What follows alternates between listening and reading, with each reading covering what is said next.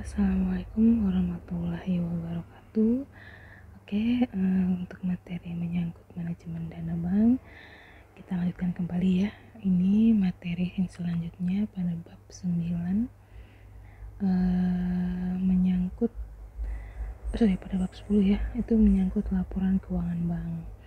Nah, mungkin pada dasarnya untuk laporan keuangan, baik itu entitas perbankan atau entitas manufaktur di perindustrian atau di pemerintahan, pada dasarnya laporan keuangan itu hampir sama.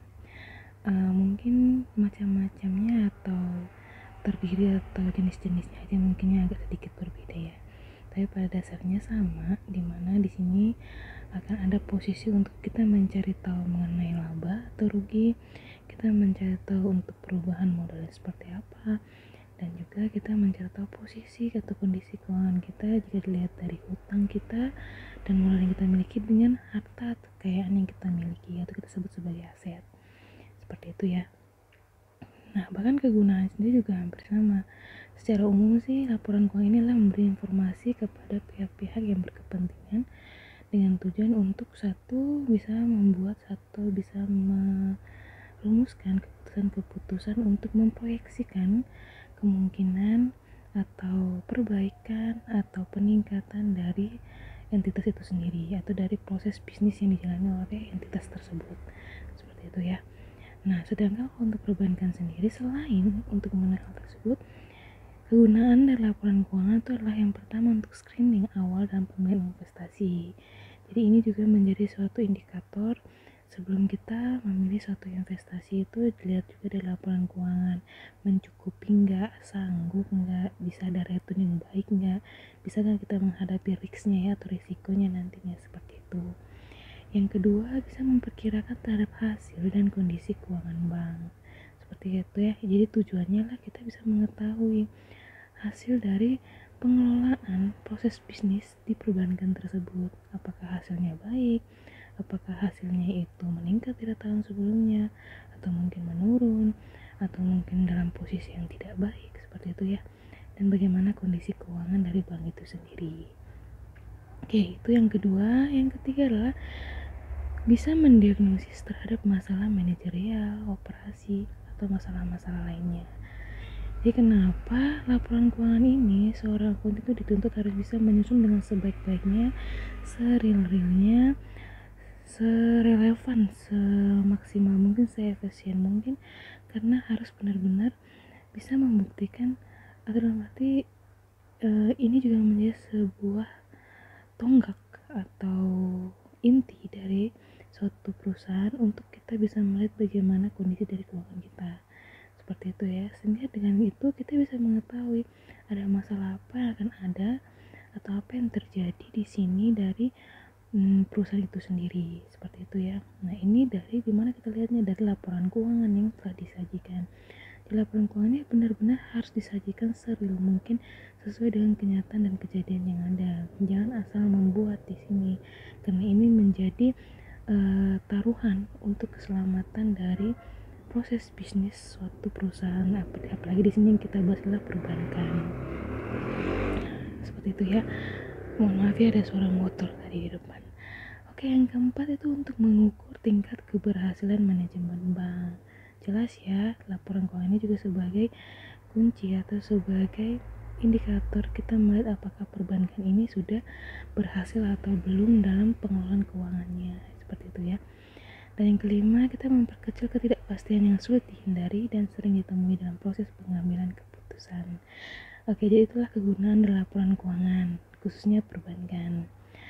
Nah, laporan keuangan ini juga itu digunakan agar kita bisa menganalisis keuangan bank.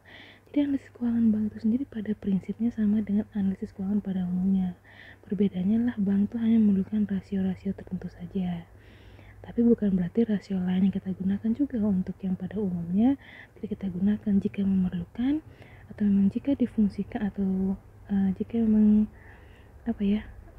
ya diperlukan tadi ya, maka kita pasti akan membutuhkan rasio-rasio lain yang tidak secara garis besar akan digunakan terus oleh perbankan, seperti itu ya. Nah, kegunaannya sendiri untuk apa? Itu agar kita bisa memberikan jawaban mengenai Satu, apakah kinerja operasional bank itu telah berlangsung lama dan memberi prospek keuangan atau menunjukkan pertumbuhan stabilitasnya atau mengalami penurunan yang berarti. Itu ya. Yang kedua, kita bisa melihat posisi keuangan pada saat itu juga. Terus struktur modalnya seperti apa, tingkat risiko dan keuntungan yang mungkin dihadapi investor atau nasabah itu seperti apa. Dan kita bisa mengetahui perbandingan keadaan bank tersebut dibandingkan dengan bank yang lainnya. Ini juga salah satu prinsip ya. Prinsip di laporan keuangan itu adalah supaya dapat dibandingkan. Jadi prinsipnya atau karakteristik di laporan keuangan itu adalah yang pertama harus relevan. Yang kedua harus andal. Yang ketiga itu dapat dipahami. Yang keempat itu dapat dibandingkan. Jadi seperti itu ya. Tujuannya ya supaya kita bisa membandingkan antara bank yang satu dengan bank yang lainnya. Oke. Bagaimana dengan neraca bank? Neraca bank itu adalah gambaran posisi keuangan suatu bank pada saat tertentu. Ini juga berlaku ya di neraca untuk perusahaan-perusahaan lain selain perbankan. Karena tujuan dari neraca seperti itu ya, untuk menggambarkan posisi keuangan dari suatu entitas atau suatu perusahaan seperti itu. Dan yang kedua laporan laba rugi ya, ini untuk jelas kita mengetahui apakah operasional yang telah dijalankan selama ini, proses yang selama ini kita jalankan dari suatu perusahaan yang berkaitan dengan fungsi dari perusahaan itu sendiri, apakah memberikan penghasilan yang baik atau dalam arti memberikan keuntungan atau malah kerugian di sini selama periode tertentu ya. Untuk bank ya berarti untuk melihat hasil kegiatan atau operasional suatu bank itu selama periode tertentu apakah mengalami kerugian atau mengalami keuntungan. Nah, laporan keuangan sendiri ya memiliki tujuan seperti yang gue sampaikan sebelumnya. Dia itu memberikan informasi mengenai kas, dari posisi keuangan perusahaan itu seperti apa sih kasnya, apakah kasnya itu meningkat atau mungkin turun kayak gitu ya, atau mungkin fluktuasi naik turun seperti itu. Yang kedua memberikan informasi menyangkut keuangan mengenai hasil usaha perusahaan. Yang ketiga memberikan laporan interpretasi kondisi dan potensi perusahaan. Dan yang keempat memberikan informasi akan kebutuhan pihak yang berkepentingan. Oke. Neraca sendiri itu memberikan gambaran harta kekayaan, hutang dan modal bank serta memperlihatkan gambaran tentang posisi keuangan suatu bank pada saat tertentu. Nah, persamaan dasar dari suatu akuntansi itu kita rumuskan sebagai harta sama dengan kewajiban plus ekuitas atau modal. Nah, ini sebagai penentu dalam posisi neraca, di mana neraca itu sebelah kiri adalah harta, sebelah kanan itu adalah pasifa ya, di mana pasifa itulah total dari kewajiban ditambah dengan ekuitas atau modal. Sehingga kenapa rumusannya itu total dari kewajiban plus ekuitas lah harus sama dengan total harta atau aset atau aktiva dari suatu perbankan atau suatu perusahaan. Nah, persamaan akuntansi bank tadi ya, kalau harta itu adalah sebagai penempatan dana, penyaluran dana dalam kredit, penanaman dana dalam aktiva tetap, dan penanaman lainnya. Hutang itu menyangkut dana masyarakat, dana pinjaman, dana lainnya. Sedangkan modal itu modal saham, laba ditahan, dan laba rugi tahun berjalan. Seperti itu ya. Oke, aktiva ini terdiri atas apa aja komponennya? Ya, ada kas, sama ya dengan perusahaan lain. Ada Bank Indonesia di mana di sini terdiri atas giro milik bank yang ada di BI. Terus ada tagihan pada bank lain, itu terdiri giro, call money, deposito berjangka, kredit yang diberikan. Ada surat berharga berupa wesel, saham, dan obligasi. Yang kelima, kredit yang diberikan itu kredit yang diberikan pada pihak lain kecuali bank. Yang keenam, penyertaan. Nah, ini penyertaan bank pada bank lain atau perusahaan lain. Yang ketujuh, cadangan aktiva yang diklasifikasikan seperti cadangan yang menampung risiko kerugian yang mungkin timbul akibat dari tidak diterimanya kembali secara keseluruhan. Yang keempat, yang kedelapan lah aktiva tetap dan inventaris itu seperti tanah, gedung, kantor, rumah, mobil ya kalau ada, atau motor, inventaris kantor lah yang seperti itu ya. Dan yang kesembilan lah rupa-rupa aktiva seperti itu. Ini aktiva lain selain yang sudah dijelaskan di atas. Nah, kas ini apa? Untuk perbankan, kas itu yang merupakan uang kas, rupiah, dan falas yang dimiliki bank di dalam maupun di luar negeri. Ada uang kartal, mata uang emas, mata uang asing, dan ada pemisahan uang kas domestik dan falas. Itu ya kalau di perbankan. Jadi agak beda sedikit ya nama-nama kas dari setiap instansi. Contoh kayak di perbankan kayak gini ya, ada uang kas, ada uang kartal, ada pemisahan lagi uang kas domestik dan falas. Kalau di pemerintahan tuh apa? Di pemerintahan tuh ada kas di kas daerah, ada kas di bendahara pengeluaran, ada kas di bendahara penerimaan. Kalau di perusahaan umum itu kayak kas besar, kas kecil, kas di bank gitu ya. Jadi klasifikasi kasnya tuh masing-masing antara perusahaan atau entitas ada ya. Kalau di perbankan ya ini sebutannya ada uang kas, ada uang kartal, ada mata uang emas, ada mata uang asing, ada uang kas domestik dan falas tadi. Nah, kalau penempatan pada bank B itu contohnya apa aja? Itu adalah giro, di mana di sini menggunakan nilai mata uang rupiah milik bank pada BI. Terus yang kedua itu jumlahnya yang merupakan nilai bersih yang tidak dikurangi ataupun ditambah dengan kredit yang diberikan BI maupun kredit yang sudah disetujui BI. Dan yang ketiga adalah ada SBI, Sertifikat Bank Indonesia. Kewajiban dari giro ini sendiri itulah bank yang memiliki dana pihak ketiga itu lebih dari 1 triliun, maka dikenakan GWM sebesar 0%. Kalau 1 sampai 10 triliun itu 1%, 10 sampai 50 triliun itu 2%, dan di atas 50 triliun itu sebesar 3%.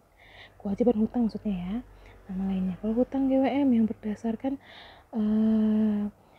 likuiditas, liabilitas debt ratio, ya. Kalau di atas 90% maka dikenakan 0%, 75 sampai 90% itu 1%, dan seterusnya itu sampai 30 sampai 40% itu dikenakan sebesar 5% ya. Bisa dilihat di sini ya.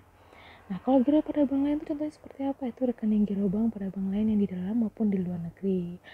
Itu berfungsi sebagai dana untuk menjamin clearing lokal dan dana untuk kelancaran transaksi antar bank. Nah, untuk penempatan pada bank lain itu berupa penanaman dana bank pada bank lain sebagai secondary reserve. Gitu ya. Ini maksudnya sebagai tameng kedua lah. Jaga-jaga yang kita istilah gitu ya. Untuk diperbankan tadi. Itu berupa giro, ada call money, pinjaman bank lain, ada deposito berjangka dan kredit yang diberikan. Itu digunakan untuk memperoleh penghasilan.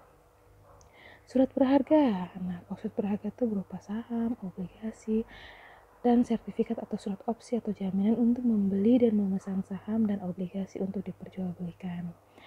Kalau obligasi pemerintah itu obligasi yang diterbitkan pemerintah pusat dan rangka program rekapitalisasi bank umum. Kalau surat berharga yang dibeli dengan janji dijual kembali, itu penanaman modal dalam bentuk pembelian efek itu saham ya, dengan menjual kembali efek kepada penjual semula dengan harga yang disepakati. Tagihan derivatif itu tagihan karena potensi keuntungan dari suatu potensi transaksi derivatif. Nah, kredit yang diberikan itu berupa realisasi kredit dalam rupiah maupun falas yang diberikan bank pada pihak ketiga bukan bank dalam maupun luar negeri. Pemisahan kredit rupiah dan falas di sini ya. Nah, kalau kredit tagihan dan kewajiban akseptasi itu berupa L1C, wesel, ekspor, impor, beneficiary, importing, issuing bank, dan advising bank. Oke, mungkin untuk pengertiannya bisa dicari ya, soalnya banyak juga kalau ibu jelasin satu-satu. Oke, penyertaan itu penyertaan berupa penyertaan bank pada bank ataupun lembaga keuangan lainnya. Pembedaan rupiah dan falas dan bentuknya secara umum dapat berubah soft loan atau kredit halus ya. Apa istilahnya kalau kredit halus itu ya? Pokoknya kredit yang tidak terlalu monoton ya, dalam arti mungkin suku bunga juga nggak terlalu gede di sini.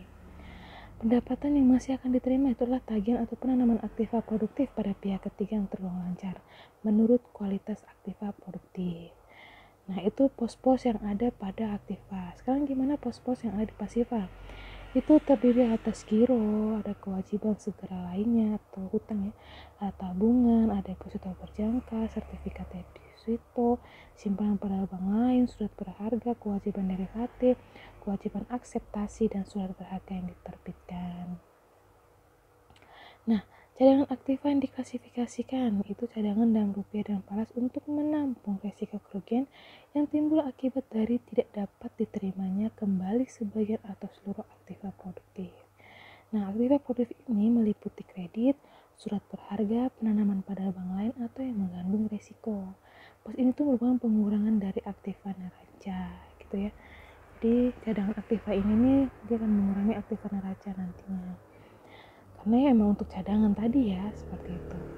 Nah, akibat tetap dan inventaris yaitu terdiri atas tanah, gedung, kantor, rumah, perabot milik sedang setelah dikurangi nilai penyusutan. Nilai penyusutan tuh maksud gini, apapun suatu barang yang mempunyai nilai ekonomisnya itu di atas 1 tahun pasti akan mengalami pengurangan penggunaan. Maksudnya apa? Contohnya kayak mobil, semakin lama kita pakai pasti kan semakin keropos, semakin rusak, semakin tua. Nah yang kayak gitu-gitu kita sebut sebagai penyusutan.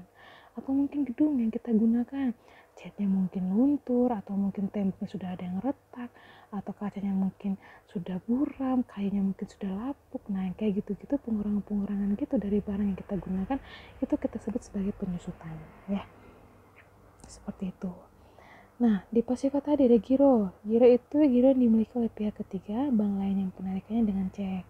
Call money dana yang diterima oleh bank ya. Ini kan tadi ya, seperti yang disampaikan sebelumnya, kalau seandainya memang bank tidak memiliki cadangan bisa melakukan call money. Nah, itu nanti kita posisikan di bagian Pasifa. Yang ketiga tabungan, yang keempat deposito berjangka, surat berharga dan lain-lainnya yang sudah Ibu sebutkan di atas menyangkut Pasifa tuh komponennya apa aja. Nah, kita bahas satu-satu. Giro itulah giro rupiah dan falas milik pihak ketiga dan bank lain pada bank bersangkutan. Itu menyangkut domestik dan overseas dan pinjaman dalam rupiah yang bersaldo kredit. Call money itu adalah dana rupiah maupun falas juga yang diterima oleh bank, dapat berbentuk pinjaman jangka pendek on call ya. Jadi kalau untuk call money itu dia jangka pendek saja, nggak bisa jangka panjang. Terus tabungan itu adalah berupa simpanan rupiah dan falas juga milik pihak ketiga bukan bank pada bank yang bersangkutan di dalam maupun di luar negeri. Penarikannya menurut syarat yang berlaku. Jadi nggak asal ya, harus sesuaikan dengan standarisasinya. Deposito berjangka itu sertifikat deposito baik rupiah maupun falas milik pihak ketiga. Nah, penarikannya ini dalam jangka waktu tertentu. Ada kewajiban lainnya itu berupa kewajiban yang tidak termasuk dalam pos sebelumnya, itu kita kategorikan dalam kewajiban lainnya. Contohnya termasuk kiriman uang, kupon yang sudah jatuh tempo, dan semua kewajiban lainnya yang sudah jatuh tempo. Kalau surat berharga itu surat berharga yang diterbitkan oleh bank yang menyebabkan kewajiban membayar bagi bank yang bersangkutan. Modal jelas ya, modal disetor itu adalah selisih antara modal dasar dengan modal yang belum disetor. Ada agio saham, itu selisih lebih setoran modal yang diterima oleh bank sebagai akibat harga saham melebihi nilai nominalnya. Dan terakhirlah cadangan, itu adalah cadangan yang dibentuk dari penyisihan laba yang telah disetujui oleh rapat umum pemegang saham, itu RUPS ya singkatan itu. Oke, kalau saldo laba atau rugi itulah sisa laba atau rugi tahun buku yang lalu yang belum dibagikan, maksudnya itu yang belum dibagikan pada pemegang saham ya biasanya ya, dan atau dibebankan ke rekening lain ditambah laba rugi dalam tahun buku berjalan, seperti itu ya. Jadi ada saldo laba ruginya di sini. Nah, bagaimana kita manajemen neraca? Itu dibagi menjadi 3. Ada manajemen aktiva, pasiva, dan manajemen aktiva dan pasiva. Ini sudah kita bahas ya di bab sebelumnya. Terus manajemen aktiva sudah ya. Ini itu disebut juga manajemen penggunaan dana berdasarkan skala prioritas penggunaan dana dan rentabilitas lawan likuiditas. Untuk teorinya bisa dicek pada bab 6 kalau nggak salah ya, tentang manajemen aktiva dan pasiva. Nah, prioritas penggunaan dana ini untuk apa? Itu dipenuhinya kebutuhan akan cadangan primer atau kebutuhan likuiditas sehari-hari. Nah, cadangan primer ini tidak mendatangkan keuntungan bagi bank, seperti itu ya. Dengan cadangan sekunder itu fungsinya untuk likuiditas dan rentabilitas, atau dia untuk memenuhi ketika cadangan primer itu sudah mengalami minus nilainya. Maka kita akan bisa mengenangi cadangan sekunder. Tapi apa yang kita cadangkan di cadangan sekunder itu harus yang bisa kita jual atau bisa kita putarkan nilainya itu dengan sangat cepat, sehingga ketika cadangan primer membutuhkan bantuan, cadangan sekunder ini benar-benar bisa membantu dengan rentabilitas waktu yang cepat, tidak menunggu lama gitu ya, seperti itu. Terus untuk pemberian pinjaman kepada nasabah atau kredit, dan yang terakhir untuk investasi untuk laba, surat berharga, penyertaan dan penanaman dana. Terus bagaimana untuk manajemen cadangan primer? Itu dibagi atas 2. Untuk cadangan wajib atau required reserve dan cadangan kerja atau working reserve. Nah, cadangan wajib ini disebut sebagai likuiditas wajib, perbandingan antara uang tunai dan saldo giro di BI dengan kewajiban jangka pendek bank pada pihak ketiga bukan bank. Kalau cadangan kerjanya itulah aktiva tunai dalam proses penagihan dan saldo pada bank koresponden. Untuk manajemen cadangan sekunder itu adalah untuk memenuhi tuntutan likuiditas plus rentabilitas sebagai berbagai instrumen kredit jangka pendek pasar uang dan juga sertifikat Bank Indonesia, surat berharga pasar uang dari bank lain, obligasi atau surat berharga pada pasar modal. Untuk manajemen kredit, kredit ini merupakan sumber utama pendapatan bank umum dan kredit ini merupakan aktiva bank yang mengandung risiko paling jelas ya. Ini sudah Ibu jelaskan di bab sebelumnya pada bab 9. Ya. Oke, investasi untuk pendapatan itu adalah penanaman dana bank dalam bentuk surat berharga yang diperjualbelikan di pasar modal. Pemanfaatannya sendiri adalah pemanfaatan dana yang menganggur, tidak terpakai untuk cadangan primer, sekunder maupun pinjaman untuk nasabah.